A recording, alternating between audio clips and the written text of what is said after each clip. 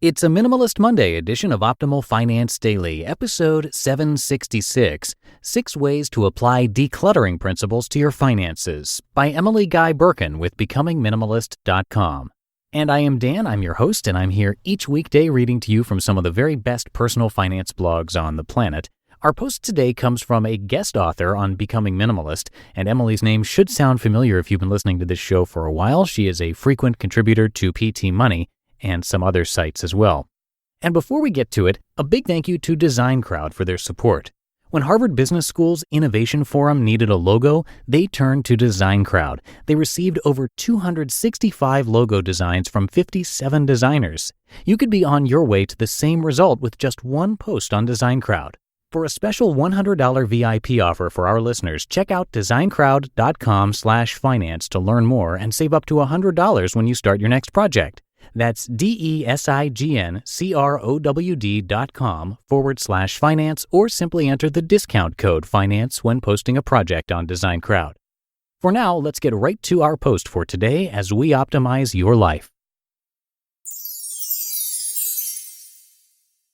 6 Ways to Apply Decluttering Principles to Your Finances, by Guy Birken with BecomingMinimalist.com. Getting your home to look like your minimalist vision of a cozy retreat is a simple, but not easy, process that anyone can understand. Decluttering your home is about identifying what physical objects are unnecessary. It may be tough to make decisions about each item, but you usually know what you need to do. But when it comes to making your money life resemble your stress-free financial vision, the process to get there is harder to understand, much less follow.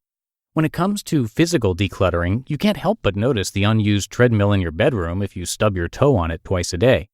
Cluttered money choices, however, are much less visible.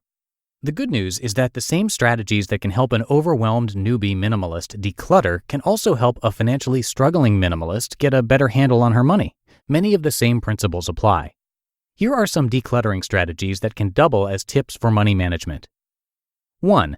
Know what matters to you.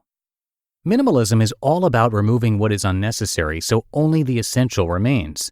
This is an inherently personal process because what is essential for your home and happiness is different from that of everyone else.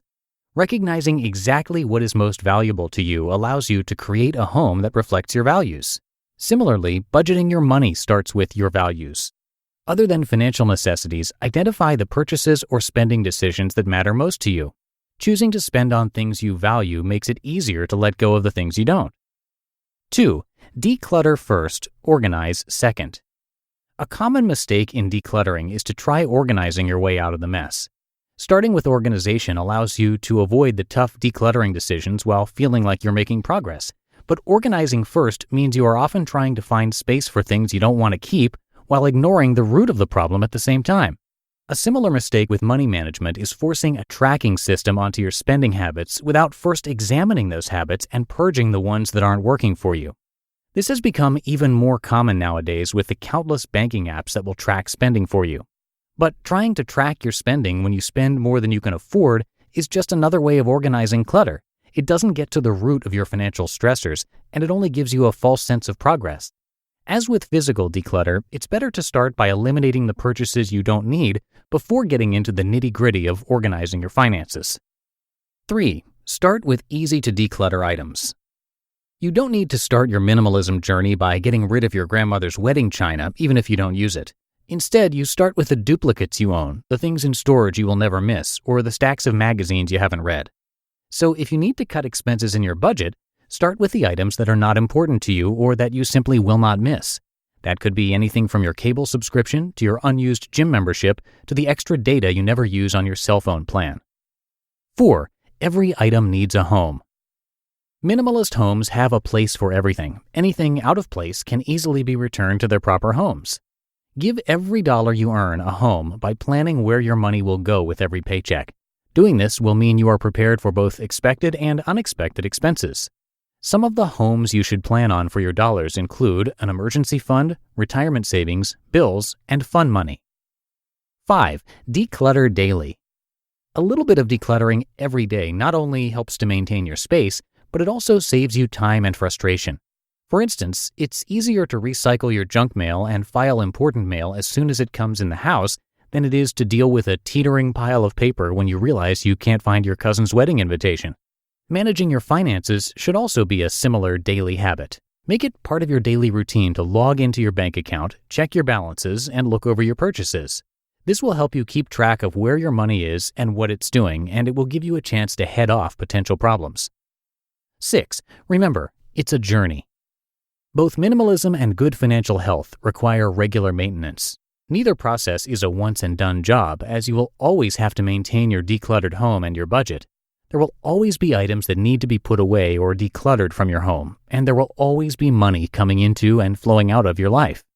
It's helpful to think of both processes as being similar to laundry. These jobs are never done.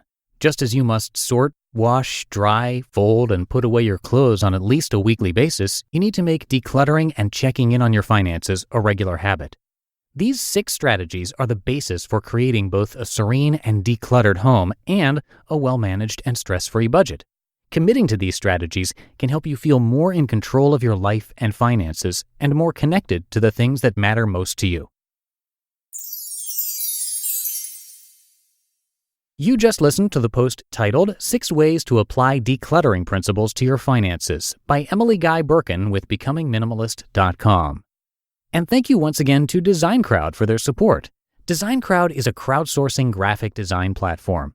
The designers work on any type of project that requires a design, including logos, websites, flyers, t-shirts, and much more. How many designs do you think the average project on DesignCrowd receives? 5? 10? The answer is a staggering 60 to 100 designs from designers all over the world. You'll get your design quickly too, usually within 3 days. You don't have to suffer long wait times or sticker shock because you are the one who sets the budget. Ready to find your perfect design? For a special $100 VIP offer for our listeners, check out designcrowd.com/finance to learn more and save up to $100 when you start your next project. That's DesignCrowd, DesignCrowd.com/finance, or simply enter the discount code FINANCE when posting a project on DesignCrowd. And that's going to do it for today. Thank you so much for being here and for being a subscriber to the show. And I will, of course, be back with you tomorrow, where I'll have a post from Tiny Buddha.